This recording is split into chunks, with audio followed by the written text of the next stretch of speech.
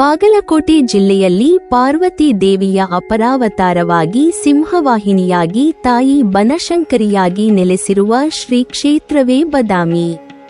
ಈ ಮಹಾತಾಯಿಯನ್ನು ಬಾಳವ್ವ, ಬನದವ್ವ, ಸುಂಕವ್ವ, ಶಾಕಾಂಬರಿ, ಶಿರಿವಂತಿ, ಚೌಡಮ್ಮ, ವನದುರ್ಗೆ ಹೀಗೆ 10 ಹೆಸರುಗಳಿಂದ ಭಕ್ತರು ಪೂಜಿಸುತ್ತಾರೆ. ನವದುರ್ಗೆಯರಲ್ಲಿ 6ನೇ ಅವತಾರವೇ ಬನಶಂಕರಿ ಎಂದು ಹೇಳಲಾಗುತ್ತದೆ. ಈ ಪ್ರದೇಶದಲ್ಲಿ ಸರಸ್ವತಿ ಹೊಳೆ ಹರಿಯುವ ಕಾರಣ ಸುಂದರವಾದ ಮತ್ತು ದಟ್ಟವಾದ ಅರಣ್ಯ ಪ್ರದೇಶಗಳಿಂದ ಆವರಿಸಿದ್ದು, ಎಲ್ಲೆಲ್ಲೂ ತೆಂಗು, ಬಾಳೆ ಮತ್ತು ವಿಳ್ಳೆದೆಲೆ ಹಂಬುಗಳ ತೋಟಗಳ ಮಧ್ಯೆ ಇರುವ ಈ ವನಶಂಕರಿ ಕಾಡುಗಳ ದೇವತೆ ಅರ್ಥಾತ್ ಬನಶಂಕರಿ ದೇವಿ ಈ ಪ್ರದೇಶದಲ್ಲಿ ನೆಲೆಗೊಳ್ಳುವುದರದ ಹಿಂದೆ ಒಂದು ಪೌರಾಣಿಕ ಕಥೆಯಿದೆ. ಪುರಾಣ ಕಾಲದಲ್ಲಿ ದುರ್ಗಮಾಸುರ ಎಂಬ ಅಹಂಕಾರದಿಂದ ತುಂಬಿದ ರಾಕ್ಷಸನೊಬ್ಬನು ತನ್ನ ಶಕ್ತಿಯನ್ನು ಅಪಾರವಾಗಿ ಹೆಚ್ಚಿಸಿಕೊಳ್ಳಲು ಮತ್ತು ತ್ರಿಲೋಕಗಳ ಮೇಲೆಯೇ ಆಧಿಪತ್ಯ ಸಾಧಿಸಲು 4 ವೇದಗಳನ್ನು ತನ್ನ ವಶಕ್ಕೆ ಪಡೆಯಬೇಕೆಂಬ ದುರುದ್ದೇಶವನ್ನು ಬೆಳೆಸಿಕೊಂಡನು. ವೇದಗಳೇ ಧರ್ಮ, ಜ್ಞಾನ ಮತ್ತು ಸೃಷ್ಟಿಯ ಮೂಲವಾಗಿರುವುದರಿಂದ ಅವು ತನ್ನ ಹಿಡಿತದಲ್ಲಿದ್ದರೆ ದೇವತೆಗಳು, ಋಷಿಮುನಿಗಳು ಹಾಗೂ ಭೂಲೋಕದ ಜೀವಿಗಳೆಲ್ಲ ತನ್ನ ಆಜ್ಞೆಗೆ ಒಳಪಡಬೇಕಾಗುತ್ತದೆ ಎಂಬ ಭ್ರಮೆಯಲ್ಲಿ ಅವನು ಹಿಮಾಲಯದ ದುರ್ಗಮ ಪ್ರದೇಶಕ್ಕೆ ತೆರಳಿ ಎಲ್ಲ ಭೌತಿಕ ಸುಖಗಳನ್ನು ತ್ಯಜಿಸಿ ನಿರಾಹಾರಿಯಾಗಿ ಕೇವಲ ಗಾಳಿಯನ್ನೇ ಆಹಾರವಾಗಿ ಸೇವಿಸುತ್ತಾ ಬ್ರಹ್ಮದೇವರನ್ನು ಕುರಿತು ಘನಘೋರವಾದ ತಪಸ್ಸನ್ನು ಕೈಗೊಂಡನು. ವರ್ಷಗಳ ಕಾಲ ನಡೆದ ಆ ತಪಸ್ಸಿನ ಉಗ್ರತೆಯಿಂದ ದೇವಲೋಕವೇ ನಡುಗಿದಂತೆ ಆಯಿತು. ಕೊನೆಗೂ ಅವನ ತಪಸ್ಸಿಗೆ ಮೆಚ್ಚಿದ ಸೃಷ್ಟಿಕರ್ತನಾದ ಬ್ರಹ್ಮದೇವರು ಅವನ ಮುಂದೆ ಪ್ರತ್ಯಕ್ಷರಾದರು. ವರ ಕೇಳುವಂತೆ ಸೂಚಿಸಿದಾಗ ದುರ್ಗಮಾಸುರನು ಯಾವುದೇ ಹಿಂಜರಿಕೆಯಿಲ್ಲದೆ 4 ವೇದಗಳನ್ನು ಸಂಪೂರ್ಣವಾಗಿ ತನ್ನ ವಶಕ್ಕೆ ನೀಡಬೇಕೆಂದು ಬೇಡಿಕೊಂಡನು. ವಚನಕ್ಕೆ ಬದ್ಧನಾಗಿದ್ದ ಬ್ರಹ್ಮನು ಯಾವುದೇ ಮರುಮಾತಿಲ್ಲದೆ ತಥಾಸ್ತು ಎಂದು ವರ ನೀಡಿದ ಕ್ಷಣದಲ್ಲೇ ಭೂಲೋಕದಲ್ಲಿ ಭೀಕರ ಅಲ್ಲೋಲಕಲ್ಲೋಲ ಉಂಟಾಯಿತು. ವೇದಗಳು ದುರ್ಗಮಾಸುರನ ವಶಕ್ಕೆ ಹೋಗುತ್ತಿದ್ದಂತೆ ಭೂಲೋಕದಲ್ಲಿ ಪ್ರತಿದಿನ ನಡೆಯುತ್ತಿದ್ದ ದೇವತಾ ಕಾರ್ಯಗಳೆಲ್ಲವೂ ನಿಂತು ಹೋಯಿತು. ಋಷಿಮುನಿಗಳು ಮತ್ತು ಸಾಧು ಸಂತರಿಗೆ ತಾವು ದೀರ್ಘಕಾಲ ಕಲಿತಿದ್ದ ವೇದಮಂತ್ರಗಳು ಮರೆತು ಹೋಗಿದವು. ಯಜ್ಞಯಾಗಾದಿಗಳು ಅಕ್ಷರಶಃ ಸ್ಥಗಿತಗೊಂಡ ಕಾರಣ ದೇವತೆಗಳಿಗೆ ಸಲ್ಲಿಸುತ್ತಿದ್ದ ಹವಿಸ್ಸು ಕಡಿದು ಹೋಯಿತು. ಇದರ ಪರಿಣಾಮವಾಗಿ ದೇವತೆಗಳ ಶಕ್ತಿಯು ಕ್ರಮೇಣ ಕ್ಷೀಣಿಸತೊಡಗಿತು. ಧರ್ಮದ ಆಧಾರವೇ ಕದಡಿದಂತೆ ಭೂಲೋಕದಲ್ಲಿ ಅರಾಜಕತೆ ಮೆರೆಯತೊಡಗಿತು. ಮಳೆ ಬಾರದೆ ಭೂಮಿ ಬಂಜರಾಗಿ ಬೆಳೆ ನಾಶವಾಯಿತು. ನದಿಗಳು, ಕೆರೆಕಟ್ಟೆಗಳು ಒಣಗಿ ಭೀಕರ ಕ್ಷಾಮ ಉಂಟಾಯಿತು. ಜನರು ತುತ್ತು ಅನ್ನಕ್ಕೂ ಪರಿತಪಿಸಬೇಕಾದ ಪರಿಸ್ಥಿತಿ ನಿರ್ಮಾಣವಾಯಿತು. ಈ ದುಸ್ಥಿತಿಯಲ್ಲಿ ಮನುಷ್ಯರು ಮಾತ್ರವಲ್ಲದೆ ಪಶುಪಕ್ಷಿಗಳು ಹಸಿವು ಮತ್ತು ನೀರಿನ ಕೊರತೆಯಿಂದ ತತ್ತರಿಸಿ ಪ್ರಾಣ ಬಿಡತೊಡಗಿದವು. ಭೂಲೋಕದ ಜೀವಜಗತ್ತು ದಾರುಣ ಯಾತನೆಯನ್ನು ಅನುಭವಿಸುತ್ತಿದ್ದರು. ದುರ್ಗಮಾಸುರನ ವಿರುದ್ಧ ಹೋರಾಡುವ ಶಕ್ತಿಯನ್ನು ಕಳೆದುಕೊಂಡ ದೇವಾನು ದೇವತೆಗಳು ದಿಕ್ಕೇ ತೋಚದೆ ಸಿಕ್ಕ ಕಡೆ ಅಡಗಿ ಕುಳಿತಂತಾಯಿತು. ತ್ರಿಲೋಕಗಳೆಲ್ಲ ಅಂಧಕಾರದತ್ತ ಸಾಗುತ್ತಿರುವಂತೆ ಕಂಡಿತು. ಈ ಎಲ್ಲವನ್ನು ನೋಡಿಯೂ ಸುಮ್ಮನಿರಲಾರದೆ ಋಷಿಮುನಿಗಳು ಒಂದಾಗಿ ಚಿಂತಿಸಿ ಲೋಕ ಕಲ್ಯಾಣಕ್ಕಾಗಿ ತಮ್ಮಲ್ಲಿದ್ದ ಅಳಿದುಳಿದ ಶಕ್ತಿಯನ್ನು ಒಟ್ಟುಗೂಡಿಸಿದರು. ಅವರು ಹಿಮಾಲಯಕ್ಕೆ ತೆರಳಿ ಸಮಭಾವ ಮತ್ತು ಸಮಚಿತ್ತದಿಂದ ಶಕ್ತಿ ದೇವಿಯನ್ನು ಕುರಿತು ನಿರಾಹಾರಿಗಳಾಗಿ ಅತ್ಯಂತ ಕಠಿಣ ತಪಸ್ಸನ್ನು ಆಚರಿಸಿದರು. ಅವರ ತಪಸ್ಸು ಸ್ವಾರ್ಥಕ್ಕಾಗಿ ಅಲ್ಲ, ಸಂಪೂರ್ಣ ಜೀವಜಗತ್ತಿನ ರಕ್ಷಣೆಗಾಗಿ ಇತ್ತು. ಋಷಿಮುನಿಗಳ ನಿಸ್ವಾರ್ಥ ಮತ್ತು ಘನ ತಪಸ್ಸಿಗೆ ಮೆಚ್ಚಿದ ಪಾರ್ವತಿ ದೇವಿ ಕೊನೆಗೂ ಪ್ರತ್ಯಕ್ಷಳಾದಳು. ಭೂಲೋಕದಲ್ಲಿ ಹಸಿವಿನಿಂದ ನರಳುತ್ತಿದ್ದ ಮನುಷ್ಯರು, ಪ್ರಾಣಿ, ಪಶುಪಕ್ಷಿಗಳ ದಯನೀಯ ಸ್ಥಿತಿಯನ್ನು ಅವರು ವಿವರಿಸುತ್ತಿದ್ದಂತೆ ಮಾತೃಹೃದಯದ ಪಾರ್ವತಿಗೆ ಆ ದುಃಖ ಸಹಿಸಲಾಗಲಿಲ್ಲ. ಅವಳ ಕರುಳು ಚುರುಕೆಂದಿತು. ಅವಳಿಗೆ ಅರಿವಿಲ್ಲದಂತೆ ಕಣ್ಣಿನಿಂದ ಅಗಾಧವಾಗಿ ಕಣ್ಣೀರು ಹರಿಯತೊಡಗಿತು. ಆ ಕಣ್ಣೀರು ಭೋರ್ಗೆರೆಯುವ ಮಳೆಯ ರೂಪದಲ್ಲಿ ಭೂಲೋಕದ ಮೇಲೆ ಧಾರಾಕಾರವಾಗಿ ಸುರಿಯಿತು. ಬತ್ತಿ ಹೋಗಿದ್ದ ಕೆರೆಕಟ್ಟೆಗಳು ಮತ್ತೆ ಮೈದುಂಬಿದವು. ಒಣಗಿದ್ದ ನದಿಗಳು ಪುನಃ ಹರಿಯತೊಡಗಿದವು. ಬಿಸಿಲಿನಿಂದ ಬಾಡಿ ಹೋಗಿದ್ದ ಭೂಮಿ ಮತ್ತೆ ಜೀವಂತವಾಗಿ ಉಸಿರಾಡತೊಡಗಿತು. ಪಾರ್ವತಿ ದೇವಿಯು ಪ್ರಕೃತಿಯ ರೂಪವನ್ನು ಧರಿಸಿ ಭೂಮಿಯಲ್ಲಿ ಎಲ್ಲ ವಿಧದ ಸಸ್ಯಗಳು, ಧಾನ್ಯಗಳು, ಹಣ್ಣುಗಳು ಮತ್ತು ತರಕಾರಿಗಳನ್ನು ಚಿಗುರಿಸಿದಳು. ಹಸಿದವರ ಕೈಗೆ ಅನ್ನ ಬಂದಿತು, ದಾಹಗೊಂಡವರ ತುಟಿಗೆ ನೀರು ಸಿಕ್ಕಿತು. ಜೀವ ಜಗತ್ತಿನ ಯಾತನೆ ನಿಧಾನವಾಗಿ ಶಮನಗೊಂಡಿತು. ಹೀಗೆ ಶಾಕಾಹಾರದ ಮೂಲಕ ಪ್ರತಿಯೊಬ್ಬರ ಹಸಿವನ್ನು ನೀಗಿಸಿ ಜೀವ ಉಳಿಸಿದ ಕಾರಣ ಪಾರ್ವತಿ ದೇವಿಯ ಈ ಕರುಣಾಮಯ ಅವತಾರಕ್ಕೆ ಶಾಕಾಂಬರಿ ಎಂಬ ನಾಮ ಪ್ರಸಿದ್ಧಿಯಾಯಿತು. ಈ ಪೌರಾಣಿಕ ಕಥೆ ಅಹಂಕಾರವು ಹೇಗೆ ಲೋಕವನ್ನು ನಾಶದ ಅಂಚಿಗೆ ಕರೆದೊಯ್ಯಬಲ್ಲದು ಮತ್ತು ಕರುಣೆ, ತ್ಯಾಗ ಹಾಗೂ ಪ್ರಕೃತಿಯ ಪೋಷಣೆ ಹೇಗೆ ಸಮಸ್ತ ಸೃಷ್ಟಿಯನ್ನು ಉಳಿಸಬಲ್ಲದು ಎಂಬ ಮಹತ್ವದ ಸಂದೇಶವನ್ನು ಮಾನವಕುಲಕ್ಕೆ ಸದಾಕಾಲ ಸಾರುತ್ತಲೇ ಇದೆ. ಮತ್ತೊಂದು ಪುರಾಣ ಕಥೆಯ ಪ್ರಕಾರ ಬಹಳ ಪುರಾತನ ಕಾಲದಲ್ಲಿ ತಿಲಕಾರಣ್ಯ ಪ್ರದೇಶ ಹಾಗೂ ಅದರ ಸುತ್ತಮುತ್ತಲಿನ ಭೂಭಾಗ ಭಯಂಕರವಾದ ಕ್ಷಾಮದ ಬಾಧೆಗೆ ಒಳಗಾಗಿತ್ತು. ಆಕಾಶದಲ್ಲಿ ಮೋಡಗಳು ಕಾಣದೆ ವರ್ಷಗಳೇ ಕಳೆದಂತೆ ಮಳೆ ಸಂಪೂರ್ಣವಾಗಿ ಕೈಕೊಟ್ಟಿತು. ಭೂಮಿ ಬಿರುಕು ಬಿಟ್ಟು ಒಣಗಿ ಹೋಗಿ ಹೊಲಗದ್ದೆಗಳು ಬಂಜರಾಗಿ ನಿಂತವು. ನದಿಗಳು, ಕೆರೆಕಟ್ಟೆಗಳು, ಬಾವಿಗಳು ಒಂದೊಂದಾಗಿ ಒಣಗುತ್ತಾ ಹೋಗಿದವು.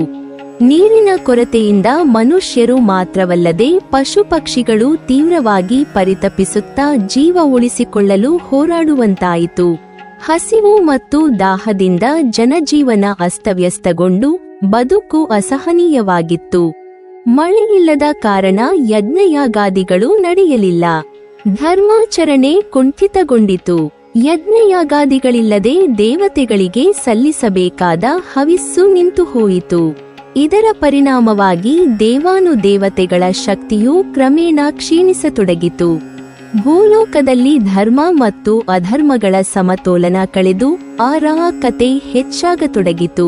ಈ ದುಸ್ಥಿತಿಯನ್ನು ನೋಡಿ ಕಳವಳಗೊಂಡ ದೇವಾನುದೇವತೆಗಳೆಲ್ಲರೂ ಸೇರಿ ಈ ಭೀಕರ ಸಮಸ್ಯೆಗೆ ಪರಿಹಾರ ಕಂಡುಕೊಳ್ಳಬೇಕೆಂದು ತ್ರಿಮೂರ್ತಿಗಳಾದ ಬ್ರಹ್ಮ, ವಿಷ್ಣು ಮತ್ತು ಮಹೇಶ್ವರರನ್ನು ಶರಣಾದರು. ಭೂಲೋಕದ ಜನರ ದಾರುಣ ಸ್ಥಿತಿಯನ್ನು ವಿವರಿಸಿ ಅವರನ್ನು ಈ ಸಂಕಷ್ಟದಿಂದ ಪಾರು ಮಾಡುವಂತೆ ಪ್ರಾರ್ಥಿಸಿದರು. ದೇವತೆಗಳ ಪ್ರಾರ್ಥನೆಯನ್ನು ಶಾಂತವಾಗಿ ಆಲಿಸಿದ ತ್ರಿಮೂರ್ತಿಗಳು ಈ ಭಯಾನಕ ಕ್ಷಾಮದಿಂದ ಭೂಲೋಕವನ್ನು ರಕ್ಷಿಸಬಲ್ಲ ಶಕ್ತಿ ತಾಯಿ ಬನಶಂಕರಿ ದೇವಿಗೆ ಮಾತ್ರವಿದೆ ಎಂದು ಹೇಳಿದರು. ತಾಯಿ ಬನಶಂಕರಿಯು ಕೇವಲ ಶಕ್ತಿದೇವಿಯಷ್ಟೇ ಅಲ್ಲ, ಪ್ರಕೃತಿಯ ಪೋಷಕಿಯಾಗಿದ್ದು ಜೀವ ಜಗತ್ತಿಗೆ ಅನ್ನ ಮತ್ತು ನೀರನ್ನು ನೀಡುವ ಮಾತೆ ಎಂದು ಅವರು ತಿಳಿಸಿದರು. ತ್ರಿಮೂರ್ತಿಗಳ ಆದೇಶದಂತೆ ದೇವಾನುದೇವತೆಗಳೆಲ್ಲರೂ ತಿಲಕಾರಣ್ಯ ಪ್ರದೇಶಕ್ಕೆ ಆಗಮಿಸಿ ಅರಣ್ಯದ ಮಧ್ಯೆ ನೆಲೆಸಿದ್ದ ತಾಯಿ ಬನಶಂಕರಿಯನ್ನು ಕುರಿತು ಭಕ್ತಿಭಾವದಿಂದ ಪ್ರಾರ್ಥನೆ ಸಲ್ಲಿಸಿದರು. ತಾಯಿ, ಈ ಪ್ರದೇಶದಲ್ಲಿ ಮಳೆಯಿಲ್ಲ, ಬೆಳೆಯಿಲ್ಲ, ಯಜ್ಞಯಾಗಾದಿಗಳು ನಡೆಯುತ್ತಿಲ್ಲ. ಜನರು, ಪಶು ಪಕ್ಷಿಗಳು ಹಸಿವು ಮತ್ತು ನೀರಿನಿಂದ ನರಳುತ್ತಿದ್ದಾರೆ. ಬದುಕುವುದು ಅತಿ ಕಷ್ಟಕರವಾಗಿದೆ. ದಯವಿಟ್ಟು ನಮ್ಮನ್ನು ಈ ಸಂಕಷ್ಟದಿಂದ ಪಾರು ಮಾಡು ಎಂದು ಪರಿಪರಿಯಾಗಿ ಬೇಡಿಕೊಂಡರು. ದೇವಾನುದೇವತೆಗಳ ಆ ಕರಾಳ ಮನವಿ ತಾಯಿ ಬನಶಂಕರಿಯ ಮಾತೃಹೃದಯವನ್ನು ತಟ್ಟಿತು. ಅವರ ನಿಸ್ವಾರ್ಥ ಪ್ರಾರ್ಥನೆಗೆ ಪ್ರಸನ್ನಳಾದ ತಾಯಿ ಬನಶಂಕರಿ ದೇವಿ ದಿವ್ಯ ತೇಜಸ್ಸಿನಿಂದ ಪ್ರತ್ಯಕ್ಷಳಾದಳು. ಭೂಲೋಕದ ಜೀವಜಗತ್ತು ಅನುಭವಿಸುತ್ತಿದ್ದ ನೋವನ್ನು ಕಂಡು ಕರುಣೆಯಿಂದ ತುಂಬಿದ ಅವಳು ಮೊದಲು ಜನರ ನೀರಿನ ದಾಹವನ್ನು ತೀರಿಸಿದಳು. ಬತ್ತಿ ಹೋಗಿದ್ದ ಭೂಮಿಯಲ್ಲಿ ಮಳೆ ಸುರಿದು ಒಣಗಿದ ನದಿಗಳು ಮತ್ತು ಕೆರೆಕಟ್ಟೆಗಳು ಮತ್ತೆ ಜೀವಂತವಾಗಿ ಹರಿಯುವಂತೆ ಮಾಡಿದಳು. ನೀರಿನ ಕೊರತೆಯಿಂದ ನರಳುತ್ತಿದ್ದ ಜನರ ಮುಖದಲ್ಲಿ ಮತ್ತೆ ಆಶೆಯ ಕಿರಣ ಮೂಡಿತು. ಅಷ್ಟರಲ್ಲೇ ತಾಯಿ ಬನಶಂಕರಿಯು ತನ್ನ ದಿವ್ಯ ಶಕ್ತಿಯನ್ನು ಪ್ರದರ್ಶಿಸಿ ತನ್ನ ತನುವಿನ ಶಾಖದಿಂದಲೇ ಅನೇಕ ವಿಧದ ಸಸ್ಯಗಳು, ತರಕಾರಿಗಳು, ಹಣ್ಣುಗಳು ಮತ್ತು ಕಾಯಿಪಲ್ಯಗಳನ್ನು ಸೃಷ್ಟಿಸಿದಳು. ಹಸಿದವರಿಗೆ ಆಹಾರ ದೊರೆಯಿತು. ಪಶು ಪಕ್ಷಿಗಳಿಗೆ ಮೇವು ಸಿಕ್ಕಿತು. ಭೂಮಿ ಮತ್ತೆ ಹಸಿರಿನಿಂದ ಕಂಗೊಳಿಸತೊಡಗಿತು. ಕ್ಷಾಮದಿಂದ ನಲುಗಿದ್ದ ಪ್ರದೇಶ ನಿಧಾನವಾಗಿ ನಂದನವನದ ರೂಪವನ್ನು ಪಡೆದಿತು. ಹೀಗೆ ಅನ್ನ ಮತ್ತು ನೀರನ್ನು ನೀಡಿ ಜೀವ ಜಗತ್ತನ್ನು ಪೋಷಿಸಿದ ಕಾರಣ ತಾಯಿ ಬನಶಂಕರಿಯನ್ನು ಶಾಕಾಹಾರದ ದೇವತೆಯೆಂದು, ಅಂದರೆ ಶಾಕಾಂಬರಿ ಎಂದು ಕರೆಯಲಾಯಿತು ಎಂಬ ನಂಬಿಕೆ ಪ್ರಚಲಿತಕ್ಕೆ ಬಂದಿತು. ಮುಂದೆಂದೂ ಈ ಪ್ರದೇಶ ನೀರಿಲ್ಲದೆ ಕ್ಷಾಮಕ್ಕೆ ಈಡಾಗಬಾರದೆಂದು ಈ ಪ್ರದೇಶದಲ್ಲಿ ಹರಿದ್ರಾತೀರ್ಥ, ತೈಲತೀರ್ಥ, ಪದ್ಮತೀರ್ಥ, ಕ್ಷಮಾತೀರ್ಥ ಮುಂತಾದ ಅನೇಕ ತೀರ್ಥಕೊಳಗಳನ್ನು ಸೃಷ್ಟಿ ಮಾಡಿದ ಕಾರಣ ಈ ಪ್ರದೇಶ ಸದಾ ನಂದನವನವಾಗಿ ನಿತ್ಯ ಹದ್ವರ್ಣಗಳಿಂದ ಕಂಗೊಳಿಸುವಂತಾಗಿದೆ. ನಂತರ ಚಾಲುಕ್ಯರ ವಾಸ್ತುಶಿಲ್ಪ ಶೈಲಿಯಲ್ಲಿದ್ದ ಈ ದೇವಸ್ಥಾನವನ್ನು ಮುಂದೆ 18ನೇ ಶತಮಾನದಲ್ಲಿ ಮರಾಠರ ದಳವಾಯಿಗಳು ಜೀರ್ಣೋದ್ಧಾರ ಮಾಡಿರುವ ಈ ದೇವಾಲಯದಲ್ಲಿ ಗರ್ಜಿಸುತ್ತಿರುವ ಸಿಂಹದ ಮೇಲೆ ವಿರಾಜಮಾನಳಾಗಿರುವ ಬನಶಂಕರಿಯ ವಿಗ್ರಹವಿದ್ದು ಪ್ರತಿ ದಿನವೂ ನೂರಾರು ಭಕ್ತಾದಿಗಳು ಆಕೆಯ ದರ್ಶನ ಪಡೆದು ಪುನೀತರಾಗುತ್ತಾರೆ. ಪ್ರತಿ ವರ್ಷ ಪುಷ್ಯ ಮಾಸದ ಹುಣ್ಣಿಮೆಯಂದು ಜನವರಿ ತಿಂಗಳಿನಲ್ಲಿ, ಅಂದರೆ ಬನದ ಹುಣ್ಣಿಮೆಯಂದು ಇಲ್ಲಿ ಲಕ್ಷಾಂತರ ಭಕ್ತಾದಿಗಳ ಸಮ್ಮುಖದಲ್ಲಿ ನಡೆಯುವ ಬನಶಂಕರಿ ಜಾತ್ರೆ ಜಗದ್ವಿಖ್ಯಾತವಾಗಿದ್ದು, ಕೇವಲ ಕರ್ನಾಟಕ ಮಾತ್ರವಲ್ಲದೆ ನೆರೆಯ ಮಹಾರಾಷ್ಟ್ರ ಮತ್ತು ದೇಶಾದ್ಯಂತ ಹರಿದು ಹಂಚಿ ಹೋಗಿರುವ ಆಕೆಯ ಭಕ್ತರು ಈ ಜಾತ್ರೆಗೆ ಬಂದು ತಾಯಿಯ ದರ್ಶನ ಪಡೆದು ಪ್ರಸನ್ನರಾಗುತ್ತಾರೆ. ಈ ಬನಶಂಕರಿ ಜಾತ್ರೆಯ ಆರಂಭವಾಗುವ 10 ದಿನಗಳ ಮುಂಚಿತವಾಗಿಯೇ ಇಲ್ಲಿ ಸಂಭ್ರಮ ಸಡಗರಗಳು ಪ್ರಾರಂಭವಾಗುತ್ತದೆ. ಈ ಜಾತ್ರೆಯ ಸಮಯದಲ್ಲಿ ದೇವಾಲಯ ಮತ್ತು ಇಡೀ ಬದಾಮಿ ಪಟ್ಟಣವನ್ನು ಬಗೆ ಬಗೆಯ ಎಲೆಗಳು ಮತ್ತು ಹೂವುಗಳಿಂದ ಅಲಂಕರಿಸುವುದು ಇಲ್ಲಿನ ವಿಶೇಷವಾಗಿದೆ. ಈ ರಥೋತ್ಸವದ ಹಿಂದಿನ ದಿನ ಪಲ್ಯದ ಹಬ್ಬ, ಪಲ್ಯದ ಹಬ್ಬ ಅರ್ಥಾತ್ ತರಕಾರಿ ಉತ್ಸವ ಎಂದು ಆಚರಿಸುತ್ತಾರೆ. ಅಂದು ತಾಯಿ ಬನಶಂಕರಿಗೆ 108 ಬಗೆಯ ತರಕಾರಿಗಳಿಂದ ತಯಾರಿಸಿದ ಖಾದ್ಯಗಳನ್ನು ನೈವೇದ್ಯವಾಗಿ ಸಮರ್ಪಿಸುವುದು ಇಲ್ಲಿನ ಸಂಪ್ರದಾಯವಾಗಿದೆ.